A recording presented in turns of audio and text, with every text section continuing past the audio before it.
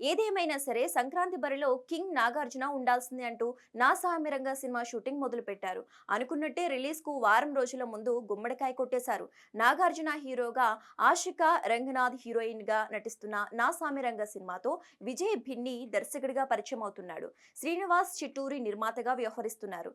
అల్లరి Naresh, Raj Tarun key role play చేస్తున్నారు. అల్లరి నరేష్ అంజిగాడు అనే పాత్రలో నటిస్తున్నాడు.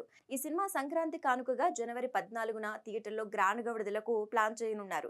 ఇప్పటికే ఈ సినిమా నుంచి రిలీజ్ అయిన ప్రమోషనల్ కంటెంట్ కు మంచి రెస్పాన్స్ వచ్చింది. అయితే సంక్రాంతి టార్గెట్ గా స్టార్ట్ అయిన ఈ సినిమా షూటింగ్ ను నాన్ స్టాప్ గా కొట్టేశారు. కేవలం 70 వర్కింగ్ డేస్ లో పాటలతో సహా మొత్తం షూటింగ్ కంప్లీట్ చేసి గుమ్మడికాయ కొట్టేశారు.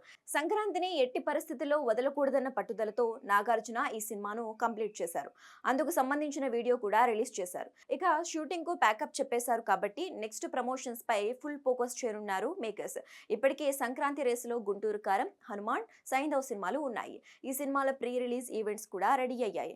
దీంతో నా సామిరంగా ప్రీ రిలీజ్ ఈవెంట్ కోసం వేదిక చూస్తున్నారు. రేపో మాపో ఈవెంట్ పై క్లారిటీ రానుంది. మరి నా సామిరంగా ఎలా ఉంటుందో చూడాలి.